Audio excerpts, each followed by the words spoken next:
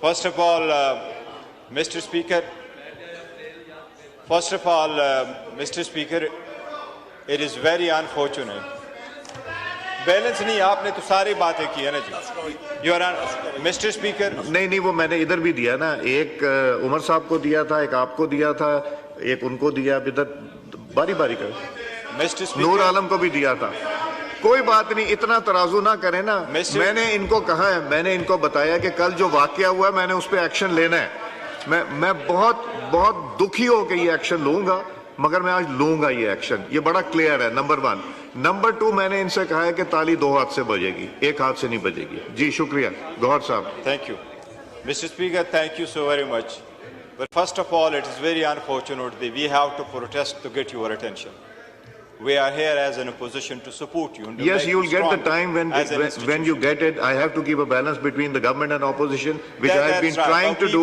And if you see the previous record, you got more time than the government. Mr. Speaker, all we wanted to point out is just 2 things. जी जरूर। First of all, ये है कि हमने आपके सामने ये notice लेके आया और हम कोशिश कर रहे हैं कि आपको हम मजबूत कर लें, ताकि ईवान, आईन और कानून और रूल्स के मुताबिक चले। जी कल मैंने देखा, ये पॉइंट आउट करना था। टेक इट इजी जी। पहली बात तो यह है कि हम ये पॉइंट आउट कराना चाह रहे थे कि प्रेसिडेंट के एड्रेस के बाद प्रोसीजर क्या होता है, एजेंडा क्या होता है। आईन का आर्टिकल 56 उसका जवाब आ गया। This is basically reputation.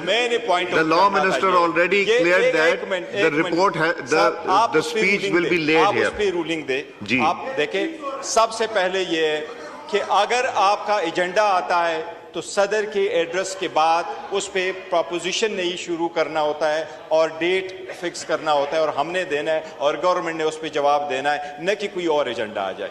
ये हमारी रिजर्वेशन डिस्पाइट द फैक्ट है कि हम ये समझते हैं अपोजिशन कि Zardari as a president unity of the republic को रिप्रेजेंट नहीं कर रहा, क्योंकि आज तक did he not get enough vote to be elected as the president?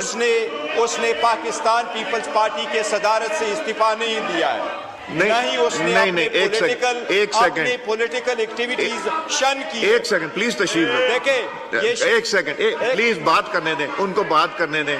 ये 1 मिनट बात करने दें। मैं एक चीज क्लियर कर दूं, जरदारी साहब कभी भी प्रेसिडेंट नहीं थे पीपल्स पार्टी के। देखे, जरदारी पाकिस्तान पीपल्स पार्टी पार्लियामेंटेरियन के सदर आज भी है, आज भी वो पाकिस्तान पीपल्स पार्टी पार्लियामेंटेरियन के है और वो आज भी पॉलिटिकल एक्टिविटीज पार्टिसिपेट इनको बात करने दीजिए। लेकिन इसके बावजूद मैं कह रहा हूं, इसके बावजूद हम उसके एड्रेस पे बात करना चाह रहे हैं, हम पॉइंट आउट कराना चाह रहे हैं। आप काइंडली इस पे रूलिंग दे दे, हमें शुरू करने दे, ताकि लीडर ऑफ द अपोजिशन इस पे इब्तिदा कर ले और हम सारे फॉलो कर लें। हम इनको न मानते हुए भी रिक्वेस्ट कर रहे हैं कि आप काइंडली हमें टाइम दे दे।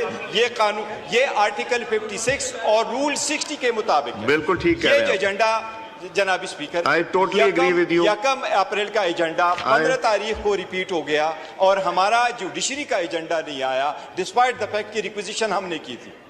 वो एजेंडा अब मैं जवाब दे दूं तीनों बातों के तशरीफ रखिए।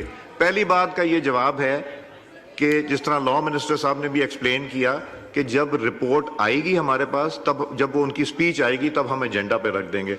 आज स्पीच आ जाएगी, हम एजेंडा पे रख देंगे। नंबर 1। नंबर 2, आपने कहा कि जुडिशरी पे बात नहीं करने दी। देखिए 2 हिस्से हैं। एक, आपने रेक्विजिशन किया, 14 दिन के अंदर हमारी जिम्मेदारी थी कि रेक्विजिशन का सेशन बुलाएं, हमने रेक्विजिशन का सेशन बुला लिया।